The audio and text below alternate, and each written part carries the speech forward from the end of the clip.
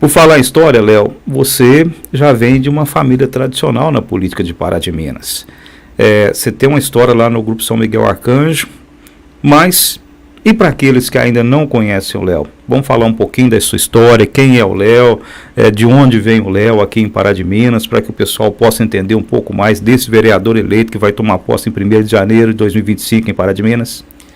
Isso aí, Geraldo, você falou bem. A minha família tem um histórico muito grande na cidade, são mais de 100 anos de contribuição da minha família. É uma pena que isso se perde com o tempo. O Fernando Otávio, da escola Fernando Otávio, é avô do meu avô. Fernando Otávio foi um dos homens mais importantes para o desenvolvimento de Pará de Minas. Ele trouxe água encanada em abundância e energia elétrica a ponto de poder receber a indústria em Pará de Minas. Foi ele que trouxe isso para a cidade, então gerando desenvolvimento. O Ovidio de Abreu, do Campo Paraense, da Avenida, é primo primeiro do meu avô, o deputado federal mais bem votado da sua época, foi secretário da Fazenda, então assim, trouxe muitos benefícios, até eu digo que no museu tem lá um arquivo falando dele, ele trouxe muitas benfeitorias. O doutor Edivar, irmão do meu avô, foi prefeito de Pará de Minas, o médico das famílias de antigamente, né? É um médico assim que Pará de Minas deve muito a tudo que ele fez, foi prefeito. Meu avô, agora chegando aqui num tempo mais perto da gente, José Moreira Xavier, foi vereador por 30 anos, foi vice-prefeito e teve uma atuação marcante. Todas as pessoas que trabalharam com meu avô falam muito bem, pessoas que cruzaram no caminho dele, falam muito bem. Eu tive contato com meu avô muito forte desde a minha infância, e no final da vida dele eu que cuidei, eu era o único que dava banho nele, eu estava ali com ele todos os dias, então é um grande espelho que eu tenho. A minha avó, Olga Leite Xavier, é fundadora da PAI de Pará de Minas, então vem desse lugar, né? Na parte do meu pai, mando um abraço para ele aí, o Dinho Assunção, foi presidente da Liga aí por 12 anos, tem meu tio Dalmi, que foi vereador, meu tio Antônio, que foi para o Paraná e foi vereador lá também. Então tem sangue político dos dois lados. E o seu pai está sempre envolvido nas políticas aí, principalmente nas pesquisas. Vai gostar, viu? Ele sempre, e assim, com acertos impressionantes, viu, Geraldo? Eu conversei uma certa vez com uma amiga de um tio meu, que ela trabalha com pesquisa. E aí ela ficou sabendo dessa pesquisa do meu pai e veio cá para entender a técnica que meu pai usava, porque ela trabalha num instituto.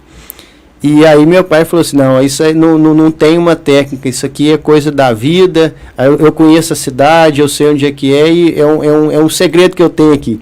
Ele não tem instituto de pesquisa, hoje nem se pode mais, né, sem um instituto fazer pesquisa, na época não tinha problema, mas eu me lembro da minha infância, aqui no São Francisco, com certeza você deve ter ido lá.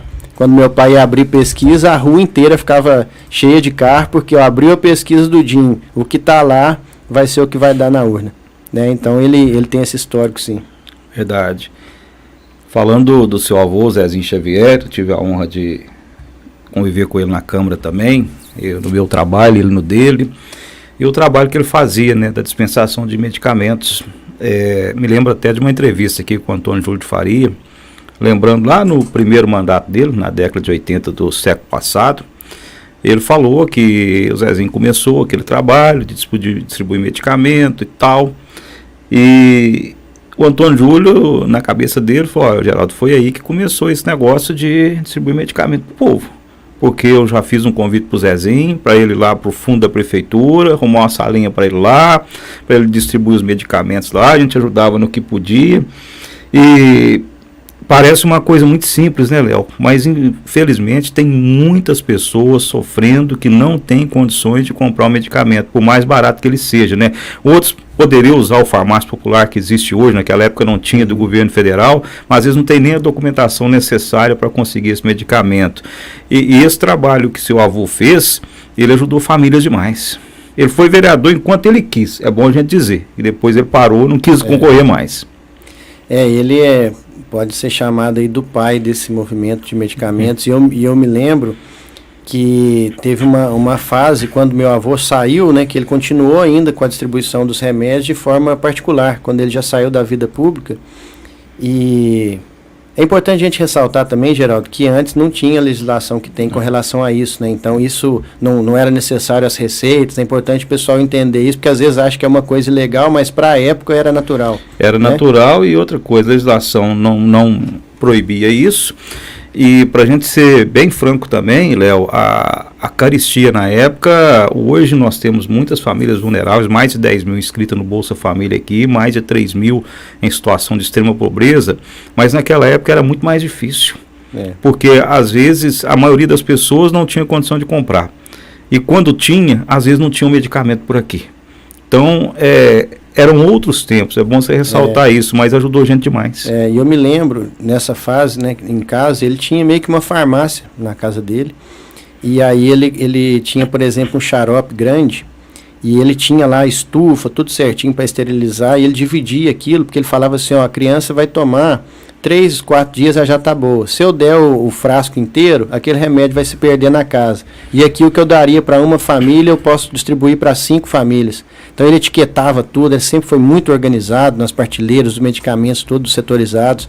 Então foi um trabalho imenso, uma colaboração imensa dele para toda a sociedade paraminense. Falando sobre o Léo, lá de São Miguel Arcanjo, como que surgiu em você esse desejo de entrar para a política, disputar um cargo eletivo, começando agora pela Câmara Municipal de Pará de Minas? Foi vendo esses espelhos da sua família, que você já citou, já era uma coisa nata em você? Como é que foi isso, Léo?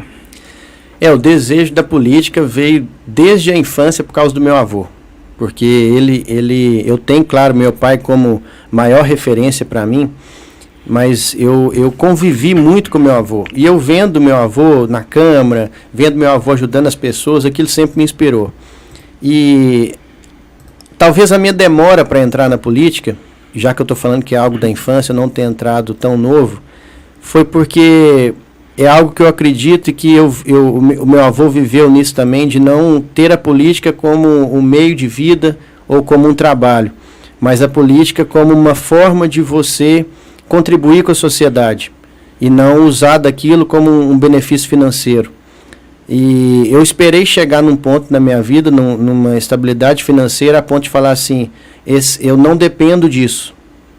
Né? É hipocrisia dizer que não vai fazer diferença, mas não depender é diferente de não fazer diferença. Então eu esperei chegar nesse ponto da minha vida, de ter um equilíbrio financeiro, maturidade para poder dizer, agora sim eu posso servir a sociedade paraminense. Mas o meu desejo vem desde a infância mesmo.